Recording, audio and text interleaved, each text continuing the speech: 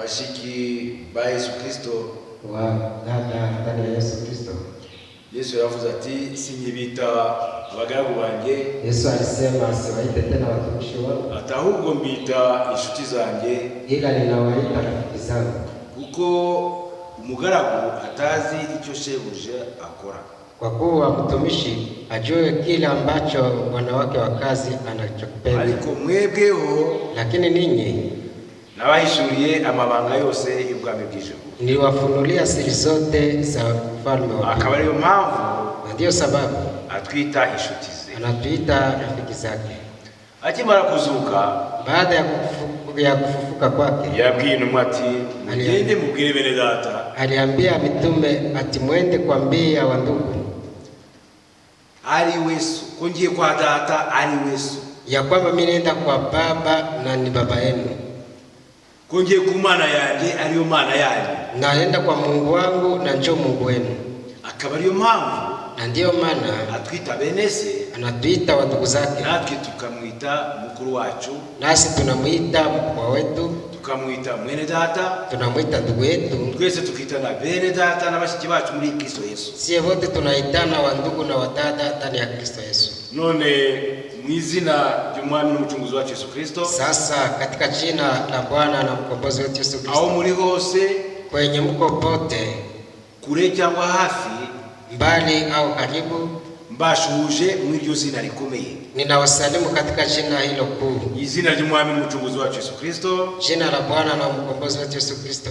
Mbifuriza imigisha imuturukaho, nikiwatakia baraka zinazotoka kwake. Mbifuriza gukurikira neza ikibwiriza cyo mu minsi ya nyuma, nikiwatakia kufuata vizuri mahubiri ya siku za mwisho, kuko ubu turi kurya ibiryo bya nyuma, kwa sababu leo tuko nakula chakula ya mwisho. Turi hafi, tuko karibu tusubiri wacu twatunze kunyakuliwa, tukirudia kwetu kwenye tulikuwaka. Iri jambo niryo kudutegura gusa, ili neno tu ni la kututayarisha. Nta kintu gishya ndibabwire, hakuna mambo mapya nitakayowaambia. Ubutumwa bwiza bwose bwangije kugira ku isi yose, habari njema yote ishaenea dunia mzima. Gusa igisigaye inachobaki tu nuko intama ya nyuma yo mu itorero ry'amahanga yinjira mu bwami bw'ijuru. Ni kwa kuwa kondoo wa mwisho wa ndani ya mataifa aingie katika ufalme.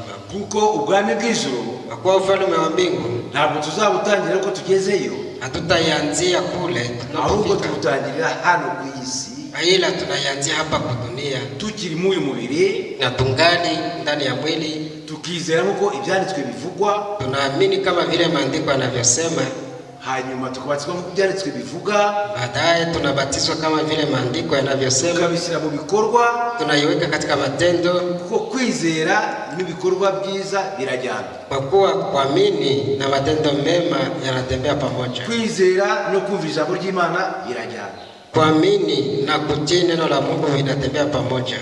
Kwizera, kuamini, ukabatizwa na kubatiziwa nk'uko byanditse bivuga, kama vile maandiko yanasema, ukabishyira mu bikorwa, na viweka katika matendo. Ibyo nibyo bizakugeza ku kigero cy'umugeni ushyitsi wa Kristo. Ile njo itakufikisha ku kiwango kamilifu cha bibi harusi wa Kristo. Turashimira Imana rero, tunashukuru Mungu basi, kuko mu iki gihe twishuriye ku buryo budasubirwaho, kuwa wakati huu alitufunua kwetu yasiyoshakiwa. Yatwishuriye ku buryo budasubirwaho, alijifunua kwetu kunamu nisiyorudiwako. Yaduhishuriye iki gitabo kuva ku itangiriro, alitufunulia kitabu hiki kutoka mwanzo kugeza ku byahishuwe mpaka ufunuo. Nta banga, nta bwiru bukirimo ku bana b'Imana, hakuna siri, hakuna fumbo yenye ngaliki kwa watoto wa Mungu. Tudatinze rero, bila kukawia basi, turasoma ijambo riri mu Bakolosayo. Tasoma neno lenye liko ndani ya Wakolosai, umutwe wa mbere, sura ya kwanza, umurongo wa 24, shairi yake 24, turageza ku murongo wa 27. tafikisha hadi mstari wake 27. Usoma mu Kinyarwanda turagira tujyana kuri buri murongo. Msomaji wa Kinyarwanda tunatembea pamoja kwa kila shairi mu mwuka umwe, ili tutembelee katika roho moja. Abakolosai umutwe wa mbere, Wakolosai sura ya kwanza, umurongo wa 24, shairi yake 24 kugeza kuri 27. hadi 27. Je me réjouis maintenant dans mes souffrances pour vous, et ce qui manque aux souffrances de Christ, je l'achève à ma chair pour son corps qui est l'Église. none nishimiye amakuba yanjye yo kubwanyu, kandi byasigaye ku byo Kristo yababajwe bishohoje ubwanjye mu mubiri wanjye ubw'umubiri we ari wo torero. C'est d'elle que j'ai été fait ministre, selon la charge que Dieu m'a donnée auprès de vous, afin que je annonce pleinement la parole de Dieu. iryo nahindukiye umubwiriza nkurikije ubusonga Imana yampaye ku bwanyu, kugira ngo mbwirize abantu ijambo ry'Imana ryose. Le mystère caché de tout temps et dans tous les âges, mais révélé maintenant à ses saints, ari ryo bwa bwiru bwahishwe uhereye kera kose n'ibihe byose, ariko none bukaba bwarahishuriwe abera bayo. à qui Dieu a voulu faire connaître quelle est la glorieuse richesse de ce mystère parmi les païens, savoir Christ en vous, l'espérance de la gloire. ab'Imana yishimiye kumenyesha ubutunzi bw'ubwiza bw'ubwo bwiru bwageze mu banyamahanga, aribwo Kristo uri muri mwe, aribyo byiringiro by'ubwiza. Turongeraho Matayo 10. Ongeza kwa Matayo 10. Matayo 13. Matayo 13 tafadhali. Umurongo wa 10 kugeza kwa 11. Mstari wake wa 10 hadi 11. Avuga gutya. Inasema Les disciples s'approchèrent et dirent: Pourquoi leur parles-tu en parabole?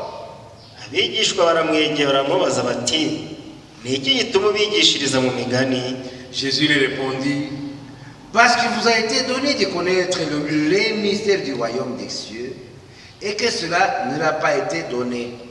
Arabasubiza ati, mwebweho mwahawe kumenya ubwiru bw'ubwami bwo mu ijuru, ariko bo ntibabuhawe. Turasenga Imana. Tutaomba.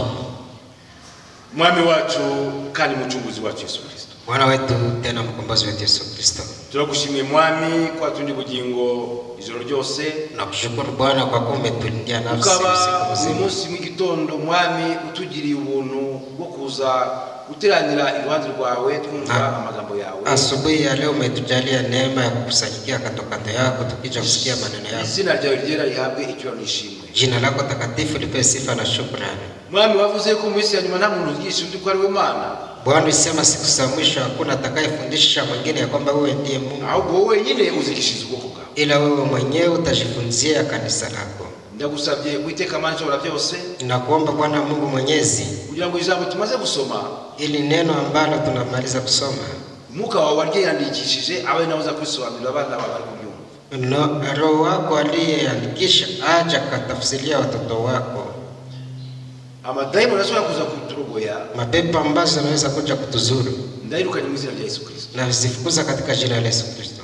Mwami ngwino utajyane natwe, Bwana njoo kaanze pamoja nasi urangizane natwe, na umalize nasi mu izina ry'Umwami n'Umucunguzi wacu Yesu Kristo. katika jina la Bwana na mkombozi wetu Yesu Kristo. Amen. Amina. Aya magambo tumaze gusoma turavana ku mutwe w'amagambo uvuga ngo Christ révélé. Tunamaliza kusoma Plutôt uvuga ngo le mystère caché. Le mystère caché.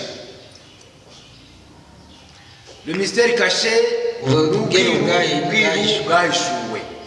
Ubwiru bwahishuwe mu buryo iliyofunuliwa, ntabwo ari mu bwinshi. haiko kwa uchache, ni kwa Ubwiru wingi. bwahishuwe mu iki gihe cyacu, Siri iliyofunuliwa wakati wetu ni iki gitabo cyose.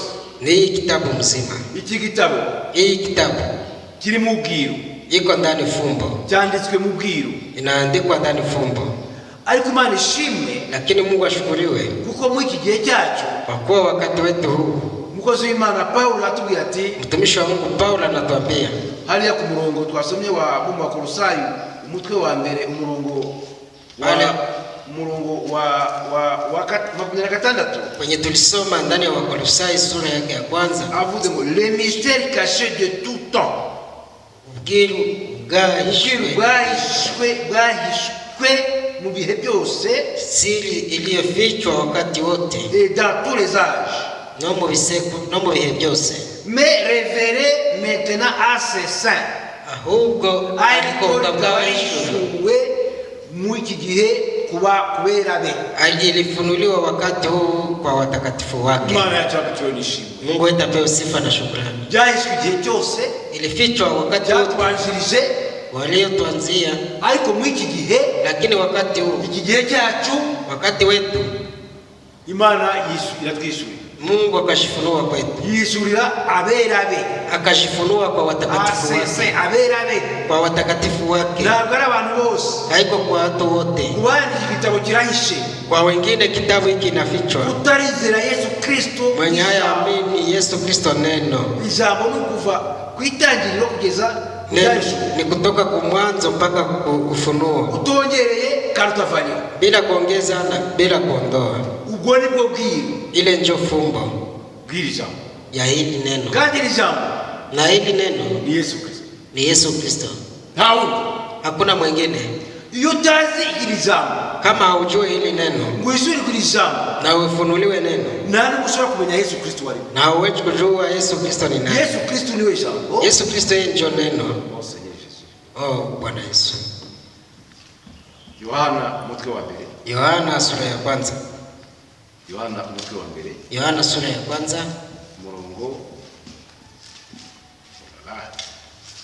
murongo reka ndebe, acha niangalie sheria kama ni wapi.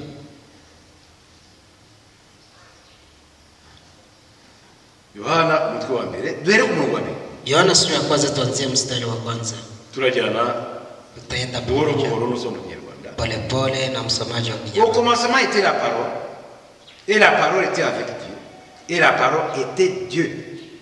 Na mbere hariho jambo, jambo yahoranye n'Imana, kandi jambo yari Imana. Jambo yari Imana. Neno alikuwa mbere na mbere hahozeho jambo, hapo mwanzo kulikuwa neno, uwo jambo na ule neno yari Imana, alikuwa Mungu. Imana yacu ishimwe cyane. Mungu ashukuriwe sana.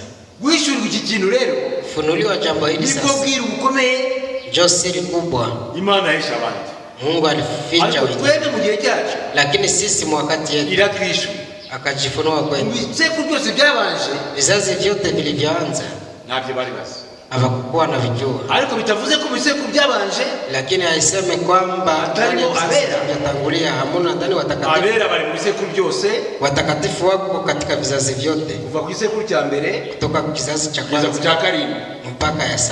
ariko ubutumwa, lakini ujumbe bwa none ya leo bw'igisekuru cya none, ya kizazi ya siko leo ubutumwa bw'igisekuru cya gatandatu, haiko njoo ujumbe ya kizazi bw'igisekuru cya karindwi, haiko njoo ujumbe ya kizazi. buri gisekuru cyari gifite ubutumwa bwacyo, kila kizazi kilikuwa na ujumbe wake, ndetse na mbere ya Yesu Kristo, na mbele ya Yesu Kristo abizeye ubutumwa bwa Yohana, wenyewe waliamini ujumbe wa Yohana mu gihe cye, wakati wake harimo abera, muko ndani watakatifu. mu gihe cya Musa, wakati wa Musa, abizeye ubutumwa bwa Musa, wenyewe waliamini ujumbe ya Musa, harimo abera, muko ndani watakatifu. mu gihe cya Yesu Kristo, wakati wa Yesu Kristo n'intumwa na mitume, abizeye ubwo butumwa, wenyewe waliamini ile ujumbe, harimo abera, muko ndani watakatifu. mu gihe cya Irene, mu gihe cya Wesley, mu gihe cya wakati wa Irene wa Israeli, ile vizazi vyote muko ndani watakatifu, kuko bari bizeye ubutumwa bw'icyo gihe, kwa maana walikuwa naamini ujumbe ya ile wakati. ikitugira rero abantu badasanzwe mu iki gihe, kinachotufanya watu sio wa kawaida wakati nuko twahishuwe ijambo ryose kuva ku itangiriro kugeza ku byahishuwe, ni kwa kuwa tulifunuliwa kila neno kutoka mwanzo hadi Ufunuo. ndetse na Paulo, hata Paulo mwenyewe, intumwa y'abanyamahanga, mjumbe wa mataifa, hari ibyo yavugaga kwa maneno yenye alikuwa anashyiramo, naye anajiweka ndani, bizaba kumeruka, yenye tapanyika siku za mwisho. twebwe abazaba bakiriho, sisi ambao tutakuwa tungali hai, imibiri yacu izahindurwa, mili yetu itabadilishwa, maze tujye kumusanganira mu kirere. sasa twende kumulaki. kuko inawe yishyiragamo, naye alikuwa anajitia ndani ko azaba akiri mu mubiri, ya kwamba atakuwa angali ndani ya mwili. Imana ishimwe cyane.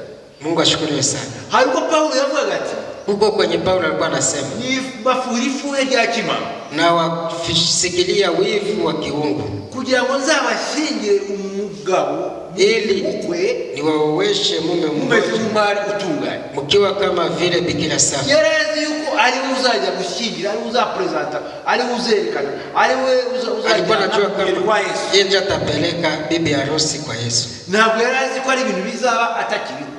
Hakukuwa anajua kwamba ni mambo yatakayofanyika na haiko tena.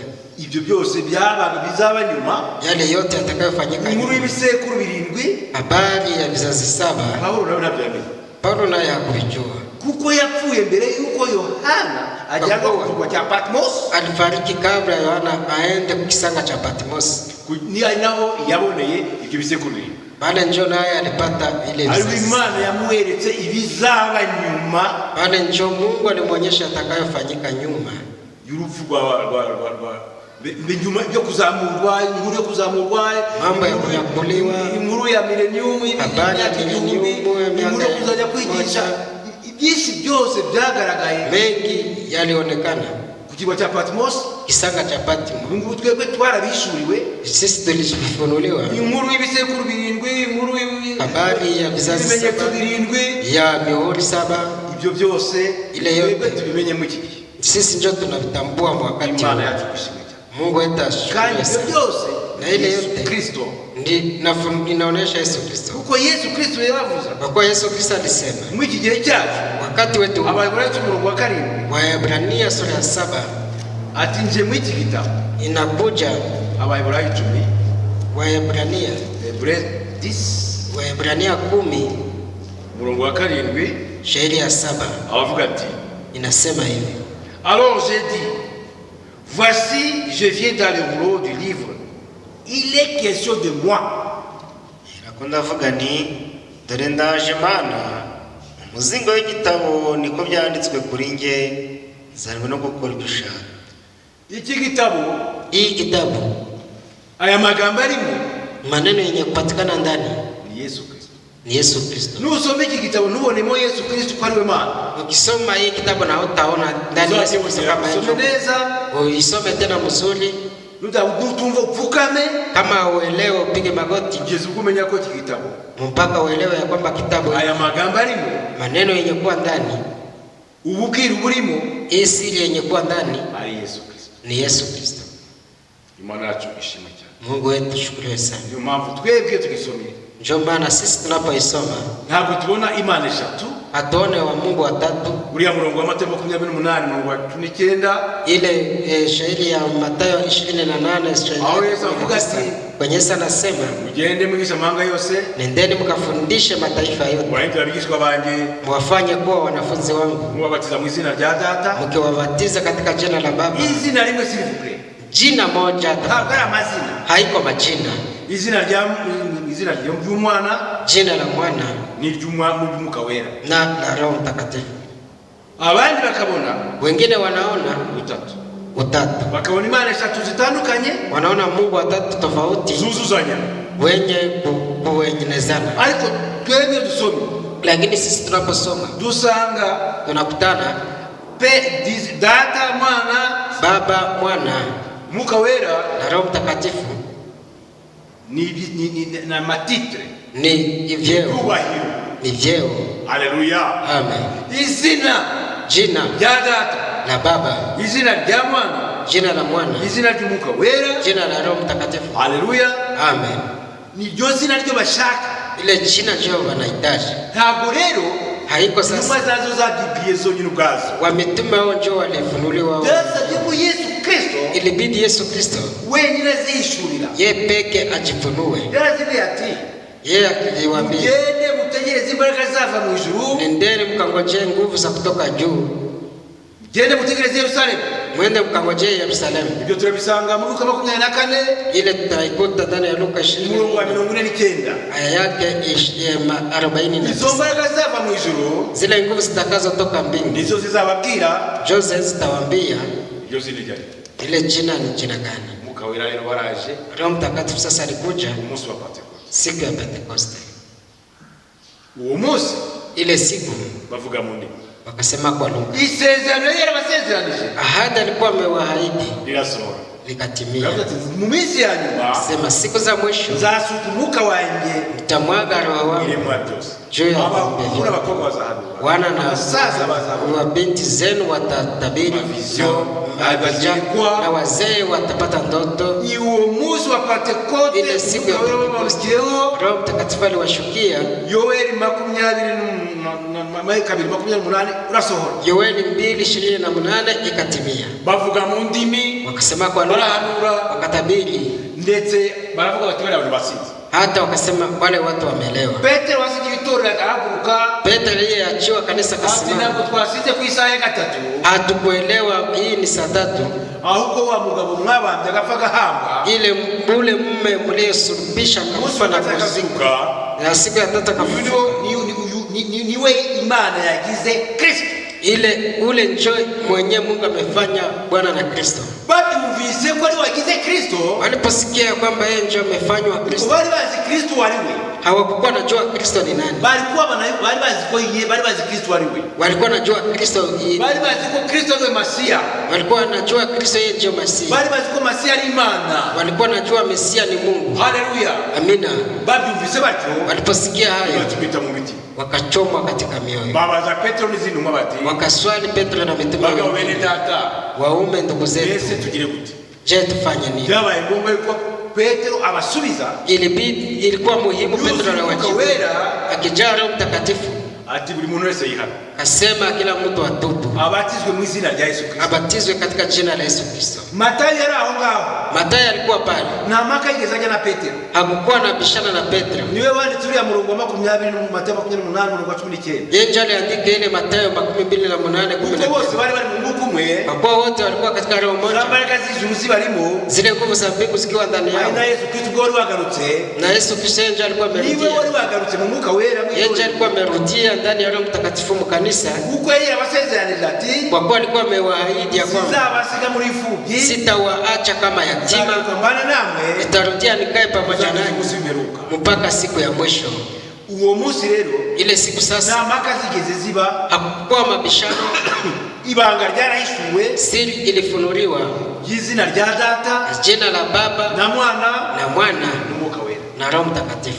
Nta butatu bubaho. Hakuna utatu yenye kukua. Ni Imana imwe yakoze imirimo itatu. Ni Mungu mmoja aliyetenda kazi tatu. Data si izina, Baba haiko jina, Mwana si izina, Mwana si jina, na Roho si izina. na Roho haiko jina. Ariko iyo bavuga Data, Lakini wanaposema Baba, iryo zina ni Seigneur.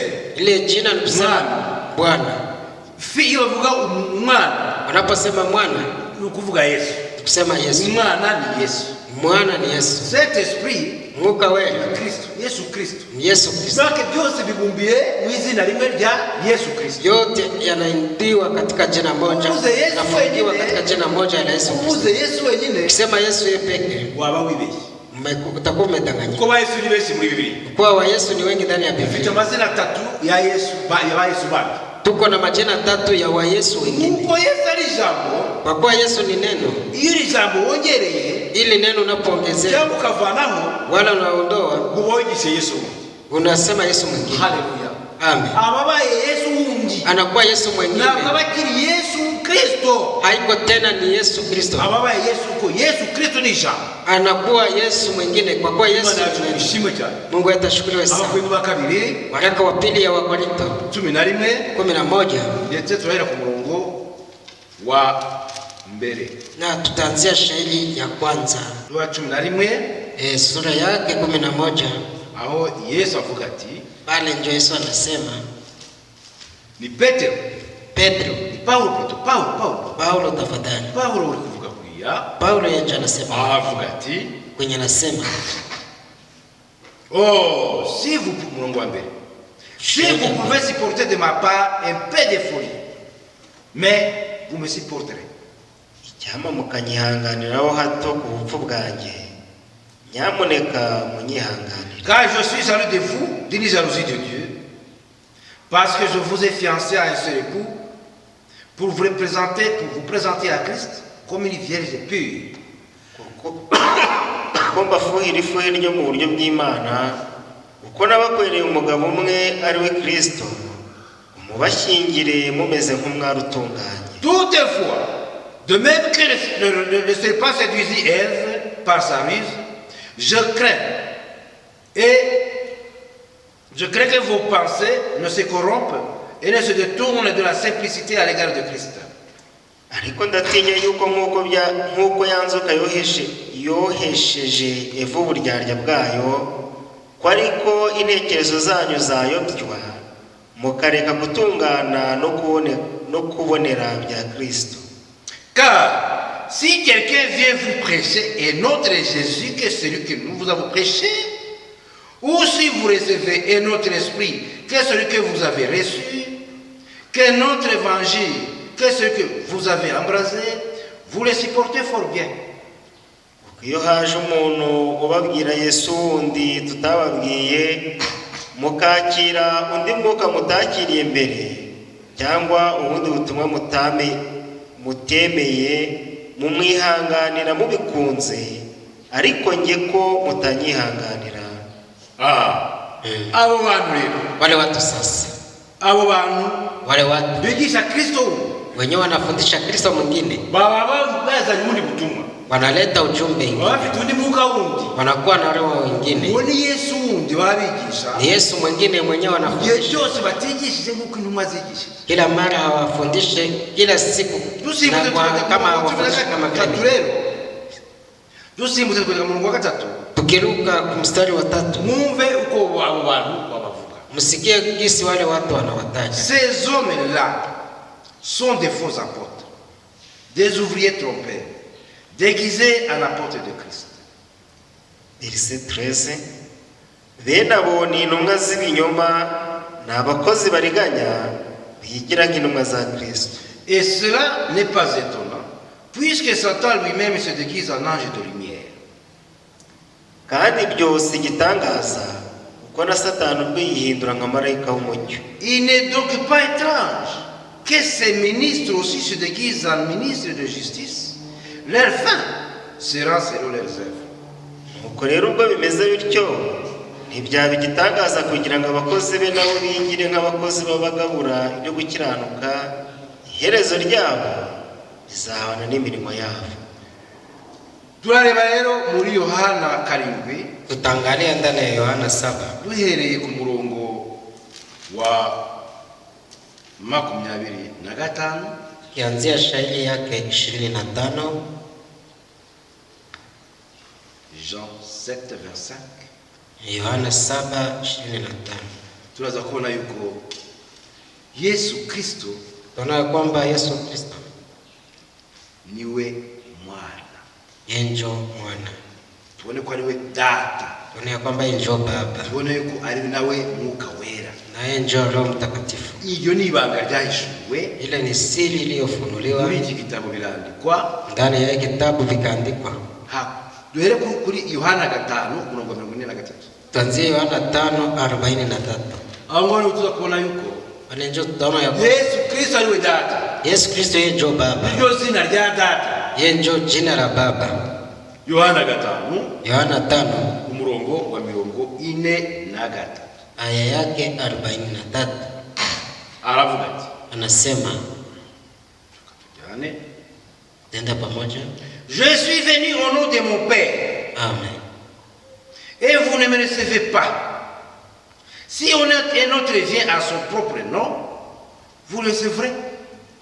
Naje mu izina rya data ntimwanyemera, ariko undi naza mu izina ry'ubwe we muzamwemera.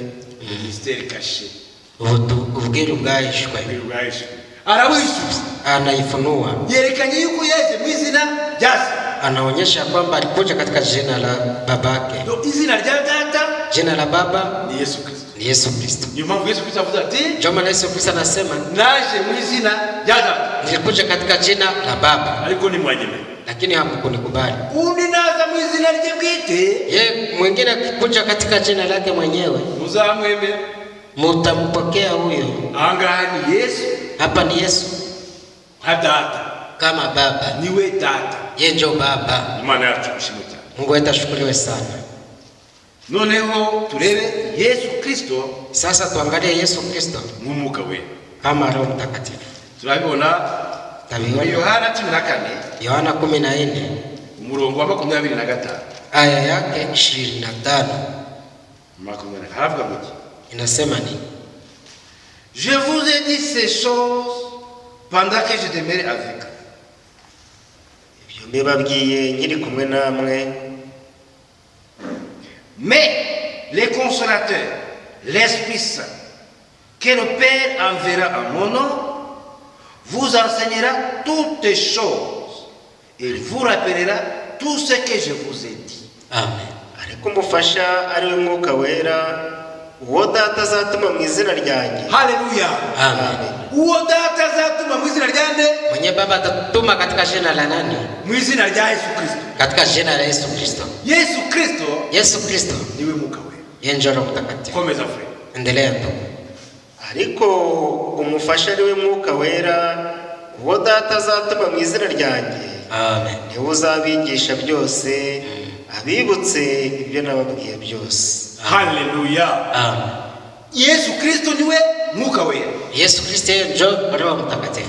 Imana yacu cyane. Mungu atashukuriwe sana. Ndetse turabibona mu Wakorintho wa kabiri Na tutavipata ndani ya Wakorintho wa pili umurongo wa mutwe wa 3 sura ya 3 Abakorintho wa kabiri waraka ya pili ya Wakorintho umurongo wa 12 aya yake 17. De Corinthiens 3:17.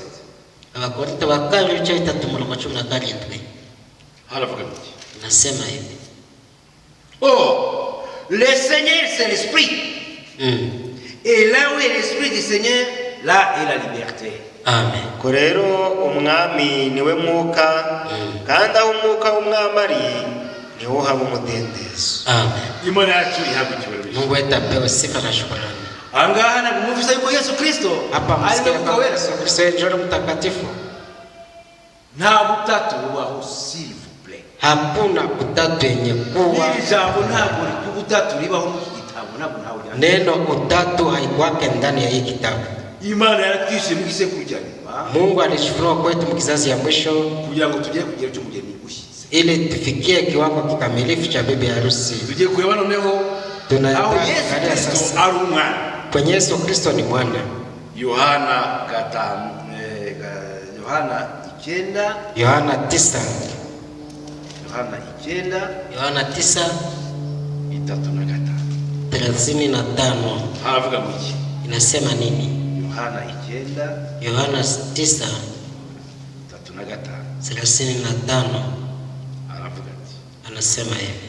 Jésus apprit qu'il avait chassé et l'avait rencontré et lui dit: Crois-tu au Fils de Dieu?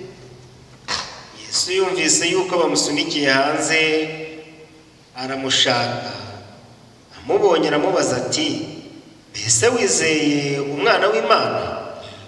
Uyo ni yampumyi Ni ule kipofu Yesu yahumuraga. Yesu alifumbua macho.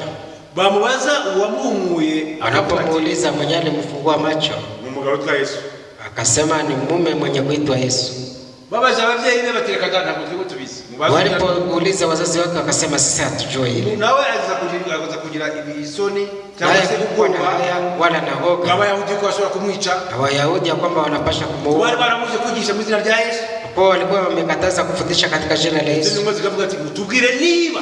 Na mitume wakasema mtuambie. Twari kumvira Imana tukariza Mungu. Kama tunaweza katala kuheshimu Mungu, nyenjo tusikilie.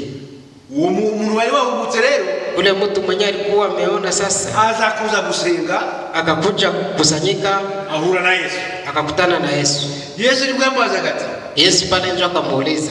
Bali bamukanye mu rusengero rwabo. Kwa kuwa walikuwa wamemfukuza ndani ya kanisa. Jésus apprit qu'il avait chassé et l'avait rencontré et lui dit: Crois-tu au Fils de Dieu? Est-ce que wizera umwana w'Imana? Je, wewe wamwamini mwana wa Mungu? Il répondit: Et qui est-il, Seigneur, en fait que je crois en lui? Nawe aramusubiza ati, databuja, ninde nkamwizera? Uwo mwana w'Imana ninde ngo mwizere? Ule mwana wa Mungu ni nani ni muamini? Aramusubiza ati, Yesu akamwambia, 37 37, Tu l'as vu, lui dit Jésus, Et celui qui te parle, c'est celui qui te parle, c'est lui. Amen. Yesu aramubwira ati wamubonye kandi niwe muvugana. Amen. Je crois, Seigneur, et il se prestera devant lui.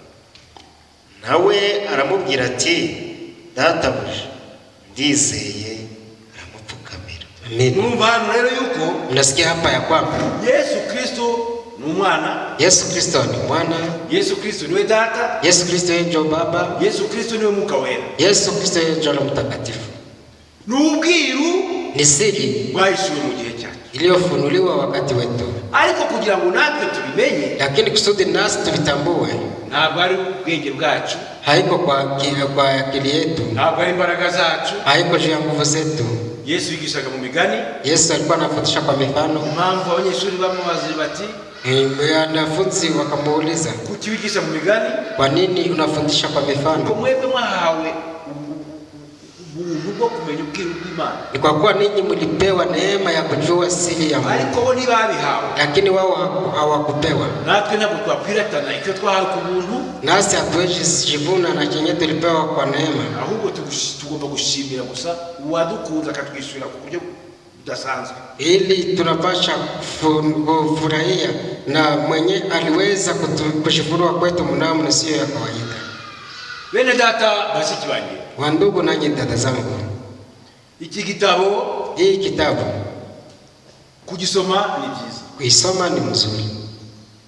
Cyanditswe mu ndimi zose umuntu wese ashobora kumva ku buryo bwose, Inaandikwa kwa kila lugha yenye kila mtu anaweza elewa, ariko kuhishurirwa ibyanditswemo lakini kufunuliwa yenye kuandikwa ndani ni uko wizera Yesu Kristo. ni kwa kuwa wewe uamini Yesu Kristo. Cyanditswe mu ibanga. Yanaandikwa kwa siri. Iyo ugisoma utarizera Yesu Kristo, Unapoisoma na hujaamini Yesu Kristo, kandi twavuze ko Yesu Kristo ari alisema Yesu Kristo ni neno. kuryizera ku buryo butongereye, Kuliamini mnamo isiyoongezewa, kuryizera ku buryo butavanyeho, kuiamini mnamo isiyopunguza, kandi tukabishyira mu bikorwa. na tunaviweka katika matendo. Uhereye mbere na mbere Kwa tangu mwanzo, mu gutegeka kwa kabiri Katika 29, Kumbukumbu la Torati 29, iki gitabo ntabwo gishaka kongeraho, ili hii kitabu haiombe uongezee, ntabwo gishaka kuvanaho. haiombe upunguze. Ku murongo wa 29 Aya yake 29 haravuga ati, nasema, gutegekwa kwa kabiri 29, Kumbukumbu la Torati 29 ku murongo wa 29, aya yake 29. les choses cachées sont à l'Éternel notre Dieu, les choses révélées sont à nous et à nos enfants à perpétuité, afin que nous mettions en pratique toutes les paroles de cette loi. Amina. Kitabu nibyo byacu, Vyenye vinaandikwa ndani ya kitabu ndio vyetu. ibyo Imana itashatse kwandika mu gitabo, Vyenye Mungu akupenda kuandika ndani ya kitabu hiki, nta mpamvu yo gushyira intekerezo zawe mu by'Imana, hakuna sababu ya kuweka mafikira zako ndani ya mambo ya Mungu ndetse munabigire inyigisho. na uvifanye kuwa mafundisho. Ngo nagiraga ngo tugize gutya byaba, niba Nilikuwa napenda tufanye birekere hivi, Imana. kama haviandikwe viache, Niba byanditse kama vinaandikwa ukabitungaho agatoki kuko ibyo mvuze biri hariya, unavishota kidole juu na visema bivuge. viseme. Ariko niba ari ibintu Lakini kama ni mambo utashobora gutungaho agatoki ubyanditse, yenye haiwezi kushota kidole kwenye inaandikwa, byihorere, uiache, birekere Imana. uiachie Mungu. Ibyo ni Imana. Ile ni Mungu. Tugomba kuvuga gusa ibyanditswe, Tunapasha tu kueleza ibyo yanayoandikwa. byacu. Ile ndio yetu. Ibitanditswe ntabwo ari ibyacu, Yenye haiandikwe haiko yetu. birekere Imana ubwayo. Tuiachie Mungu yeye peke. Watumwe n'Imana Aliyetumwa na Mungu avuga amagambo y'Imana, kusema maneno ya Mungu. kandi watumwe n'Imana Na aliyetumwa na Mungu ntabwo atinya kuvuga ibyo Imana ishaka, haogope kuyataja yale. ntabwo avuga ashaka kunezeza abantu.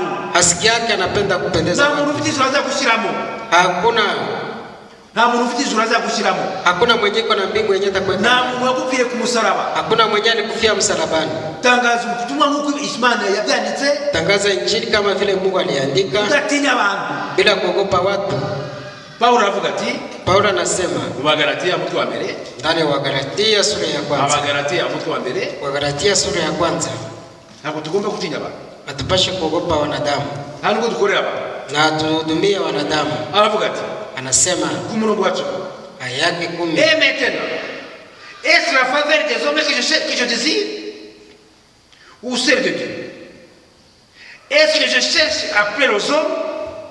Si je plaisais encore les hommes, je ne serais pas un serviteur de Christ. Amen. mbese noneho n'ishimwe ry'abantu nshaka Ese no nisimo ry'abantu ushaka Sasa ni shukrani ya watu ninapenda cyangwa n'iry'Imana cyangwa n'iry'Imana wala ni ya cyangwa se n'abantu nshaka kunezeza cyangwa se n'abantu ushaka kunezeza. iyo abanyenezeza abantu Yaba ari kunezeza abantu rero simba ndi imbata ya Kristo. ntabwo naba ndi imbata ya Kristo. Tugomba kuba imbata ya Kristo. tunapasha kuwa Tugomba kuba watumwa imbata y'ijambo. pasha kuwa watumwa wa neno. Imana idufashe Mungu atusaidie kandi dushoboze na tuwezeshe kuvuga iri jambo kusema ile neno dushize amana, kwa ujasiri. kuko turi mu bihe bya nyuma, Tuko katika siku ibihe za abantu batazishimira inyigisho z'ukuri. wakati watu ambao hawatafurahia mafundisho ya Timotheo wa kweli. kabiri Timotheo wa pili umurongo umutwe wa 4 sura ya 4 umurongo wa 2 shairi ya kwanza haravuga ngo inasema nini? tuere ku murongo wa 2. Anzia shairi ya pili. Prêche la parole. Amen. Insiste à toute occasion, favorable ou non. Reprend, censure, Amen. exhorte avec toute douceur et en instruisant. Amina. ubwiriza abantu ijambo ry'Imana Amen. ugira umwete mu gihe gikwiriye no mu kidakwiriye uhane uteshe uhugure ufite kwihangana kose no kwigisha. Car il viendra un temps où les hommes ne supporteront pas la saine doctrine, mais ayant la démangeaison d'entendre des choses agréables, ils se donneront une foule de docteurs selon leurs propres désirs. kuko igihe kizaza batazihanganira inyigisho nzima, ahubwo kuko amatwi yabo azaba barya yifuza kumva ibinezeza, bazigwiriza abigisha bahuje n'irari ryabo. Mais toi, sois sobre en toutes choses, supporte les souffrances, fais l'œuvre d'un évangéliste, remplis bien ton ministère. Amen. kandi baziziba amatwi ngo batumva ukuri, bazayoba bakurikize imigani y'ibinyoma. Ntabwo tugomba kugambanira ijambo Hatuwezi ry'Imana kusaliti neno la Mungu ngo kugira ngo tunezeze abantu. ili tuweze kupendeza Turi wanadamu. mu bihe bigoye, Tuko katika nyakati turi mu ngumu. bihe bikomeye, Tuko katika nyakati ngumu. turi mu bihe byo kuzamurwa. Tuko katika nyakati za kunyakuliwa. Tugomba kurwanira mu ijambo ry'Imana, Tunapasha tu kuamini neno la Mungu. tugomba kuvugisha ukuri. Tunapasha kusemesha Yesu ukweli. ati nduniye kuri Yesu anasema mimi njoo nzira kweli, n'ubugingo, njia na uzima. nutinya kuvuga ukuri Ukiogopa kueleza kweli kugira ngo unezeze abantu, ili upendeze wanadamu, nawe uzaba were mu byawe. na wewe utakuwa katika mambo yako. Umva ukuri gusa, Sikia tu kweli, vuga ukuri gusa, sema tu kweli, vuga gusa ibyanditswe, sema tu maandiko ibitanditswe yenyewe yandikwe, byibure. uyache. Twebwe twagiriwe amahirwe Sisi tulipata bahati adasanzwe. sio ya kawaida. Iri jambo, Ili neno, iki gitabo, hii kitabu, bene data bashiki banjye ndababwiza ukuri, ndugu na wadada, ninawaambia kweli, gifite bene cyo, iko na wenyeji, gifite bene cyo. iko na wenye nayo. Turasoma Yesaya 29, Tutasoma Isaya 29, Yesaya 29 Isaya 29 duhereye ku murongo wa 9. kianzia shairi ya 9. Yesaya 29 duhereye ku murongo wa 9. Isaya 29 tukianzia shairi ya 9. Soyez stupéfaits, étonnés, fermez les yeux et devenez aveugles. Ils sont ivres, mais ce n'est pas du vin. Ils chancellent, mais ce n'est pas l'effet de liqueur sorte. mube muretse mutangare, muhumirize amaso mu b'impumyi, basinze batanyoye, baradandabirana batanyoye igisindisha. Car l'Éternel a répandu sur vous un esprit d'assoupissement. Il a fermé vos yeux, c'est-à-dire les yeux des prophètes. Il a voilé vos têtes, c'est-à-dire les voyants. Il les a voilés, ils ne voient plus. Uwiteka abasutseho umwuka w'ibitotsi byinshi agahuma amaso yanyu ariyo bahanuzi, agatwikira n'imitwe yanyu ariyo aberekwa. Mwumve umurongo ukurikiyeho wa 11. Msikie sheria ya kufuata Cyo Imana ivuga. Sikia kenye Mungu anasema. Hano uri gusanga ko iki gitabo kitari cya bose. Unakutana ya kwamba hii kitabu si ya watu wote. Abafite igitabo ni benshi cyane. Wenye kuwa na hii kitabu ni wengi. Abakigisha ni benshi cyane. Wenye kuifundisha ni wengi sana. Ariko lakini abakigisha bakurikiza icyo umwuka wacyandikije vuga, wenye wanaifundisha wakifuata roho kama vile mwenye aliandikisha anasema bila kuweka mafikiri yao, na bahawe ubuntu ni wenyewe walijaliwa neema gusobanukirwa uburi bw'ikitabu ya kuelewa siri za kitabu hiki. Twabonye ko nacyari muzingo mbere, tuliona ya kwamba mbele ilikuwa ni chuo, uyu munsi cyabaye Biblia, leo imekuwa Biblia. Bandika ku mizingo, mbele walikuwa naangalia chuo, hanyuma bagashiraho n'amakashi menshi cyane, baadaye wanaweka na mihuri mingi sana, kifunga kugira ngo kizaje gifungwa na bene cyo, wanaifunga kusudi ikuwe inafunguliwa na wenye nayo. Umurongo wa 10 muravuga aya 11 toute la révélation est pour vous comme un mot d'un livre cacheté que l'on donne à un homme qui se lit en disant lis donc cela, et qui répond je ne le puis car il est cacheté. Kwerekwa kose kwabahindukiye nk'amagambo yo mu gitabo gifatanijwe ikimenyetso, iyo bagihaye umuntu wigishijwe bati soma igitabo. Haleluya. Bagihaye umuntu wigishijwe, wanaipatia mtu mwenye alifundishwa bati soma iki gitabo, soma hii kitabu. Asubize kw'icyo umuntu wigishijwe, ule mwenye alifundishwa akabasubiza ati simbasha kugisoma kuko gifatanijwe ikimenyetso. Mungu wetu, Imana yacu hakucyoro nishimwe. Mungu wetu apewe sifa na shukrani. Yataza kutwishurira twebwe, kama hangekuja kushifunua kwetu sisi, natwe tutimeze nk'abari y'abandi, nasi kama vile tuko sawa vile wale wengine wenyewe walifundishwa. Umukozi w'Imana Paulo, mtumishi wa Mungu Paulo akitwa Saulo, mbele anaitwa Saulo, yari mu dini y'Abafarisayo, alikuwa ndani ya dhehebu ya Wafarisayo, yarize teolojia ku miguu ya Gamaliel, alikuwa amejifunza teolojia kwa miguu ya Gamaliel, yarize teolojia na minuza, alikuwa amejifunza teolojia mpaka kiwango cha alikuwa ntabwo byamubuza gutoteza itorero ry'Imana, lakini haikuwa na mzuia kutesa kanisa la Mungu.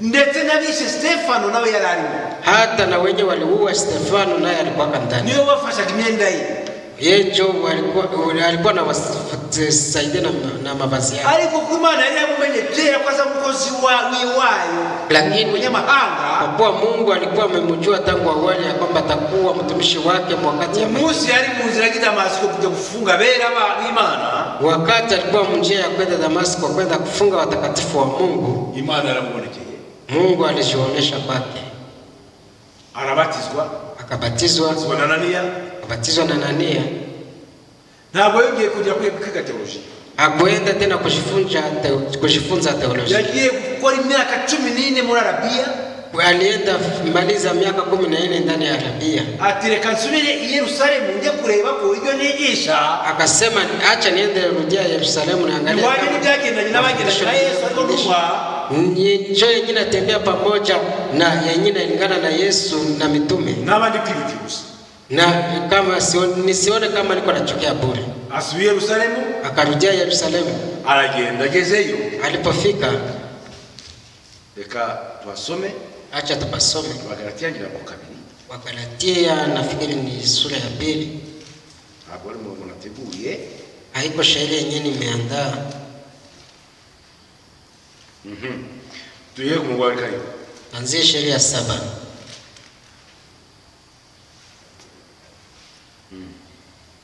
Reka tuye kumwali wa mbere, mtu wa mbere Mungu tunani. Je vous déclare, frère, que l'évangile qui a été annoncé par moi n'est pas de l'homme, car je ne l'ai ni reçu ni appris d'un homme, mais par une révélation de Jésus-Christ. Bene data, bamenyesha yuko ubutumwa bwiza navuze atari ubw'abantu, uko nanjye ntabuhawe n'umuntu, kandi sinabwigishijwe n'umuntu, ahubwo ni Yesu Kristo wabumbishuriye. Ngo muri kumva rwose yuko nasikia kwamba Yesu Kristo yishuriye Petero mu gihe gikwiriye. Yesu Kristo alijifunua kwa Paulo wakati unaofaa. Ariko mbere igihe cyo yari yarize teolojia kwa Gamaliel, lakini mbele alipokuwa amejifunza teolojia kwa Gamaliel, yaratamenya Yesu wali. Alikuwa hajamtambua Yesu ni nani. Haleluya. Amina. Yaratamenya. Alikuwa hajamtambua. Mungu atunaka. Vous avez su en effet quelle était autrefois ma conduite dans le judaïsme, comment je persécutais à outrance et ravageais l'église de Dieu. Mvise ingeso zanjye nari mfite kera nkikurikiza idini y'Abayuda yuko nari ngabije kurenganya itorero ry'Imana no kuririmbura. Et comment j'étais plus avancé dans le judaïsme que beaucoup de ceux de mon âge et de ma nation, étant animés d'un zèle excessif pour les traditions de mes pères. Kandi narushije benshi bo mu bwoko bwacu tungana gukurikiza idini y'Abayuda uko nabarushaga kugira ishyaka ry'imigenzo twahawe na basogokuruza. Mais lorsqu'il plut à celui qui m'avait mis à part dès le sein de ma mère et qui m'a appelé par sa grâce, ariko Imana yantoranije nkiri mu nda ya mama impamagara kubw'ubuntu bwayo, de révéler à moi son fils, en fait que je l'annonçasse parmi les païens. Aussitôt je ne consultais ni la chair ni le sang. Amen. Alléluia. Amen. Kandi ubwo yanshimaga kumpishurira umwana wayo ngo vuga ubutumwa bwe bwiza mu banyamahanga, sinahereye ko ngisha inama bafite umubiri n'amaraso. Amen. Et je ne montais point à Jérusalem vers ceux qui firent apôtres avant moi, mais j'ai parti pour l'Arabie, puis je revins encore à Damas. Cyangwa ngo nzamuke ngiye Yerusalemu gusanga abambanjirije kuba intumwa, ahubwo nagiye muri Arabiya kandi mvuye nsubira i Damasiko. 3 ans plus tard, j'ai monté à Jérusalem pour faire la connaissance à Sepha et je demeurai 15 jours chez lui. Nuko imyaka 3 ishize ndazamuka ngiye Yerusalemu gusura Kefa mara iwe iminsi 15. Mais je ne vis aucun autre des apôtres, si ce n'est Jacques, frère du Seigneur. Ariko mu zindi ntumwa nta wundi nabonye keretse Yakobo mwene nyina w'umwami Yesu. Chapitre 2, verset 1er. 14 ans après, j'ai monté de nouveau à Jérusalem avec Barnabas, ayant aussi pris Tite avec moi. Hashize imyaka 14 nsubira kuzamuka ngiye Yerusalemu ndi kumwe na Barinaba njyana na Tito. Dusimbuke ku murongo wa gatandatu. Turuke kwenye sheria. Ceux qui sont les plus considérés, quels qu'ils aient été jadis, cela ne m'importe pas. Dieu ne fait point exception des personnes. Ceux qui sont les plus considérés ne m'imposèrent de rien. Amen. Ariko abashimwa ko ari abakuru uko bameraga kera simbyitayeho, uko ku bwanjye byose bimpaniye. Imana ntirobanura abantu ku butoni, abo bashimwa ntacyo banyongereyeho kubyo nigishaga. Verset 7. Au contraire, voyant que l'évangile m'avait été confié pour les circoncis, comme Pierre pour les circoncis, ahubwo babona yuko nahawe ubutumwa bwo kwigisha abatakebwe nk'uko Petero yahawe ubwo kwigisha abakebwe. Car celui qui a fait de Pierre l'apôtre des circoncis a aussi fait de moi l'apôtre des païens. Amen.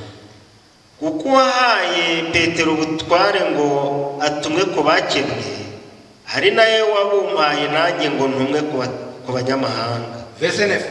Et ayant reconnu la grâce qui m'avait été accordée, Jacques, Sepha et Jean, qui sont regardés comme des colonnes, me donnèrent à moi et à Barnabas la main d'association, afin que nous allassions nous vers les païens et eux vers les circoncis. Nuko bamaze kumenya ubutumwa nahawe, abo mvuga ni Yakobo na Kefa na Yohana, abashimwa ko ari inkingi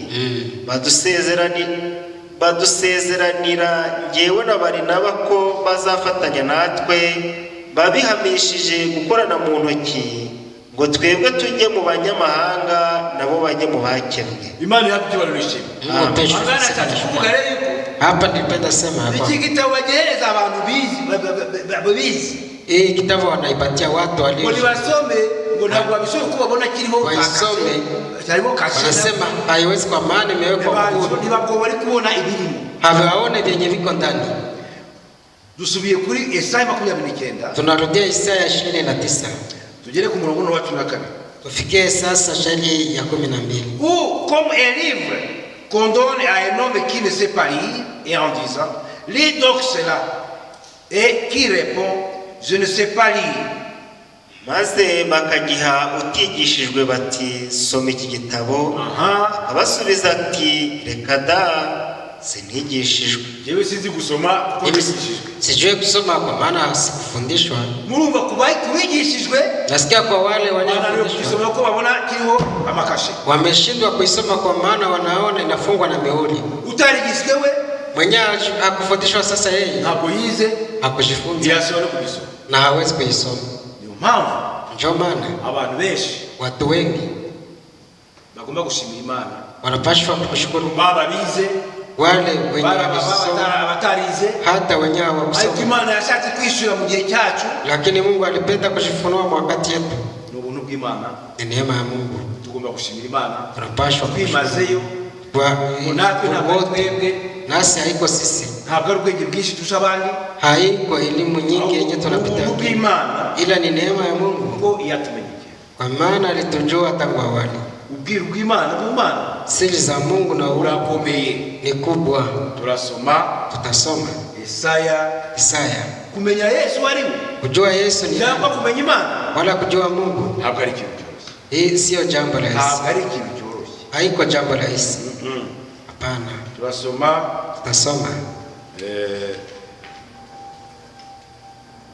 Matayo 11 murongo wa 22 yake 27. Matayo 11 27 inasema nini? Toutes choses m'ont été données par mon Père. Et personne ne connaît le Fils si ce n'est le Père. Personne non plus ne connaît le Père si ce n'est le Fils. Amen. Et celui à qui le Fils veut le révéler. Amen. Yose nabihawe na data kandi ntawuzi umwana w'Imana keretse se. Amen. Kandi ntawuzi se keretse umwana w'Imana. Amen. N'umuntu wese uwo mwana ashatse kwimenyesha. Haleluya. Amen. Niyo mpamvu Yesu yavuze ku 26 ati oui Père, je te loue de ce que tu as voulu ainsi. Tugeze kuri 25 Matayo 11:25. Jésus prit la parole et dit je te loue Père, Seigneur du ciel et de la terre, de ce que tu as caché ces choses aux sages et aux intelligents et de ce que tu les as révélées aux enfants. Amen. Iyo minsi Yesu aravuga ati ndagushima data mwami ijuru n'isi kuko wahishe iby'abanyabwenge n'amahanga ukabimenyesha abana bato. Amen. Imana yacu ishimwe. Mungu wetu ashukuriwe. Nta bwenge dufite kurusha abandi, hatuna hekima kuliko wengine. Byabaye ngombwa yuko Imana yonyine itwishyura. Lakini ilikuwa muhimu ni kwetu. Yesu Kristo ndio Imana. Yesu Kristo ndio Imana ibahusi. Na hakuna Mungu mwingine mwenye kuishi. Hakuna. Abakera babihishe. Wa zamani alificha kwao. Abayahudi nabo na Wayahudi nao walikuwa wanamngojea. Ariko ntabwo bari bazi yuko, lakini hawakuwa na joya kwa sasa yambaye umubiri atakuja hawakuwa na joya kwa bazamenya abaturutse hawatajua kwa ntabwo bari bazi yuko hawakuwa na joya azavuka mu muryango w'ababaji atazaliwa ndani ya jamii ya waseremala. Ntabwo bari bazi bari barateguye abakobwa mu batambyi walikuwa wametayarisha wa binti wa ndani ya wakuhani. ntabwo bari babizi hawakuwa na vichwa. Hapana. ntabwo bari babizi Hawakuwa na vichwa. kubera izo mpamvu rero Juu ya sababu hiyo sasa kugira ngo vraiment napenda kabisa tumenye yuko Yesu Kristo tujue kwamba Yesu Kristo ari we Mana. yeye ndio Mungu. Ikintu cyica abantu Kenye kinaua watu ni kitu gani? nuko babona ubumana bwa Yesu Kristo. Ni kwa kuwa wanaona uungu wa Yesu Kristo. Bakamona Mungu. Wanamuona ndani mwanadamu. Nibyo. Ndio. Avuga ati data afite se. Anasema baba iko na baba yake. Uvuze ko Yesu afite se? Mwenye anasema kama Yesu hana baba. Yesu afite se. Yesu iko na baba. Uvuze ko afite se? Mwenye anasema kama hana baba. Na wewe utakuwa muongo. Imana n'umwuka.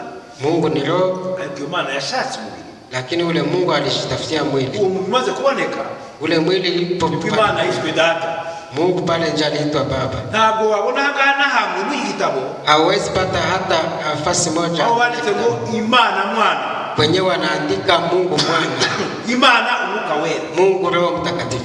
Au uzabona ila utaona mwana w'Imana. Mwana wa Mungu. Umwuka w'Imana. Roho wa Mungu. Imana data. Mungu baba. Imana yashimwe. Mungu atashukuriwe sana. Ainaho Filipo yamubaza ati pale ndio Filipo alimuuliza. Twereke data wewe musabira bihagije bana. Tuonyeshe tu baba itakuwa imetosha. Filipo na uko twabari na wewe kabisa. Namaliza siku tuko na wewe au yajua baba. Imana n'umwuka. Mungu ni roho. Yose yeye iragurije muri Yesu Kristo.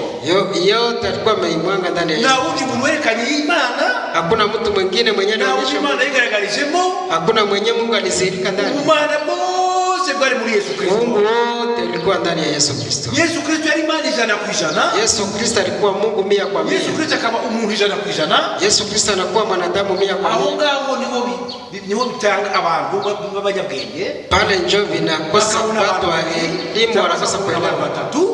Wanaona watu watatu. Nibuve ko ari Imana yambaye umubiri. Ukisema ni Mungu aliyevaa ikagaragarira muri Yesu Kristo. Akazirikia ndani ya Yesu Kristo. Timotheo wa mbere, waraka wa pili, umutwe wa 3, wa Timotheo sura ya 3, umurongo wa 3. Shairi ya 16 inasema sugushidikanya bila shaka ubwairu bw'Imana burakomeye. Siri za Mungu ni kubwa sana. Kubona Imana yambaye umubiri. Kuona Mungu alivaa mwili. Ikagaragara mu bantu. Na kuonekana ndani ya watu. Pasome ndugu. Timotheo wa mbere 3. Gushidikanya ubwiru bw'Imana burakomeye cyane. Imana kwerekanwa ifite umubiri ikagaragara ko ari umukiranutsi mu mwuka, ikabonwa n'abamarayika, ikamamazwa mu banyamahanga, ikizerwa mu isi, ikazamurwa, igahabwa ubwiza. Haleluya. Amen. Haleluya. Amen. Baramuyobewe balikosa kumjua kwa kuwa waliona kama ni mwanadamu. Yesu ni umuntu 100%. Yesu ni mwanadamu 100%. Timotheo wa mbere kabiri je crois. Timotheo kwanza 2:5. Ni umuntu 100%. Ni mwanadamu 100%. Akaba Imana 100%. Anakuwa tena Mungu 100%. Aho hantu hakoroga abantu. Pale njo inazungurusha watu kichwa. Ariko Imana ni imwe rukumbi. Yeye Mungu ni mmoja peke yake. Timotheo wa mbere kabiri umurongo wa 5. Waraka wa kwanza wa Timotheo 2 sura ya 4. Car il y a un seul Dieu et aussi un seul médiateur entre Dieu et les hommes. Jésus-Christ homme. Amen. Uko hariho Imana imwe kandi hariho umuhuza umwe w'Imana n'abantu. Nawe ni umuntu ari we Yesu Kristo. Imana yashukira. Mungu ashukuriwe sana. Reka turangirize ndani ya Ufunuo umutwe wa mbere sura ya kwanza. Umutwe wa mbere sura ya kwanza duhere ku murongo wa 7. Shairi ya 7. Voici il vient avec les nuées et tout œil verra même ceux qui l'ont percé et toutes les tribus de la terre se lamenteront à cause de lui. Oui, amen. Amen. Ararazana n'ibicu kandi amaso yose azamureba ndetse n'abamucumise nabo bazamureba kandi amoko yose yo mu isi azamuborogera. Nanone amen. Amen. Je suis l'alpha et l'oméga, dit le Seigneur Dieu, celui qui est, qui était et qui vient, le Tout-Puissant. Amen. ndi Alpha na Omega, itangiriro n'iherezo, niko Umwami Imana ivuga, iriho kandi yahozeho kandi izahoraho, ariyo ishobora byose. Umurongo wa 17 yo chapitre ya mbere aravuga ngo iki? Quand je le vis, j'ai tombé à ses pieds comme mort. Il posa sur moi sa main droite en disant, ne crains point, je suis le premier et le dernier. Mubonye nyo mwikubita imbere nk'upfuye, ashyiraho ukuboko kwe kw'iburyo arambwira ati, witinya, ndi uwa mbere kandi ndi uw'imperuka. Amen. 18. Et le vivant, j'étais mort, et voici je suis vivant au siècle des siècles. Je tiens les clés de la mort et du séjour des morts. Amen. Kandi ndi uhoraho, icyakora nari narapfuye, ariko none dore mporaho iteka ryose, kandi mfite imfunguzo z'urupfu n'iz'ikuzimu. Turasoma Isaya 45. Tutasoma Isaya 45. Umurongo wa 15. Aya ya 15. Isaya 45. Isaya 45. Verset 15. Umurongo wa 15. Aravuga ngo, mais tu es Dieu qui te cache, Dieu d'Israël, sauveur. Amen. Mana ya Isiraheli umukiza, Mana ya Isiraheli umukiza, nukuri ni wowe Mana yihisha. Ni wowe Mana yihisha. Wenjo Mungu na yihisha. Ibyahishuwe 22. Ufunuo 22. Umurongo wa 6. Shairi ya 6. Aravuga ngo, et il me dit, ces paroles sont certaines et véritables. Et le Seigneur, le Dieu des esprits des prophètes, a envoyé son ange pour montrer à ses serviteurs les choses qui doivent arriver bientôt. Arambwira ati, ayo magambo nayo kwizerwa n'ay'ukuri, kandi Umwami Imana itegeka imyuka y'abahanuzi, yatumye marayika wayo kwereka imbata zayo ibikwiriye kuba vuba. Haleluya. Yatumye marayika wayo, alituma malaika wake ngo yereke ibigiye kuba, ili aweze kutuonyesha mambo ambayo hayana kwa mpesi. Moi Jésus, j'ai envoyé mon ange pour vous attester ces choses dans les églises. Je suis le rejeton et la postérité de David, l'étoile brillante du matin. Yewe Yesu numye marayika wanjye uhamiriza mwebwe ibyo kubw'amatorero, ninjye gishyitsi cya Dawidi n'umwuzukuruza we, kandi ninjye nyenyeri yaka mu ruturuturu. Amen. Celui qui atteste ces choses dit, oui, je viens. Amen. Uhamye ibyo aravuga ati, ye ndaza vuba. Amen. Amena, ngwino Mwami Yesu. Amen. Que la grâce du Seigneur Jésus soit avec vous. Amen. Ubuntu bw'Umwami Yesu bubane namwe mwese. Amen. Tunakushimiye Mwami wacu kandi Mucunguzi wacu Yesu Kristo. Tunakushukuru Bwana wetu tena mkombozi wetu Yesu Kristo. Kw'ijambo ryawe ryiza utwaye mu gitondo. Kwa ajili ya neno lako nzuri na tupatia asubuhi ya leo. Tugushimiye yuko Mwami watwiyeretse mu gihe cya nyuma. Tunakushukuru ya kwamba ulijionesha kwetu wakati wa mwisho, Mwami, ukajifunua kwetu. Kuko Makorino wa 2 mutwe wa 4:3, kwa kuwa Wakorintho wa 2:7 inasema, niba ngo ivanjiri twikiriwe, kama ujumbe unafunikwa, twikire kubarimbuka, inafunikwa juu ya wenye kuangamia. Seigneur Jésus, urakoze kutwishyurira Mwami. Fanya mzuri kwa bana batoya tutazi ubwenge tutize, sisi watoto wachanga wenyewe wajue hawana akili wa kujifunza. Gusaba Mwami Imana ishobora byose, tunakuomba Bwana Mungu Mwenyezi, kugira ngo urusheho kudutegura mu gihe cya nyuma, ili uzidi kututayarisha wakati cyane wewe zaidi. Igihe kigoye, hii wakati ngumu, igihe gifite inyigisho z'ibinyoma nyinshi, wakati yenye kuwa na mafundisho ya uongo nyingi. Nabizeye wowe watumye mu iki gihe Mwami muhanuzi, na wenye kuamini wewe mwenye ulituma yani nabii, bakabaragiye hanze ijambo ryawe bizera interpretation, bizera ibisobanuro zabo bwite, na kuwa wametoka katika mafundisho ya neno letu. Abata ijambo bakabari nyuma y'abantu bakurikiye imiyoboro y'abantu, bakurikiye inshuti zabo, wenyewe wameacha neno wakifuata wanadamu na mambo wengine mwami Bwana abari mu bice bose wenye kuwa katika magawanyiko, abana bawe nta mwana uzarimbuka, na ni watoto wako, hakuna mtoto wako mwenye atapotea. Intama zawe zikiri hirya no hino, kondoo zako wenye wangali ngapo na ngapo, madini atandukanye, ndani ya madini tofauti. Ndagusabye Uwiteka Mana Ishobora byose, nakomba Bwana Mungu mweza yote, kugira ngo nabo bashoboze niba baratoranijwe kuba umugeni wa Kristo, ili nao wawezeshe kama waliandaliwa kuwa bibi harusi, watembelee natwe tugendere mu jambo ryawe, nasi tutembelee katika neno lako, atari kuryumva gusa, si kwa kulisikia tu.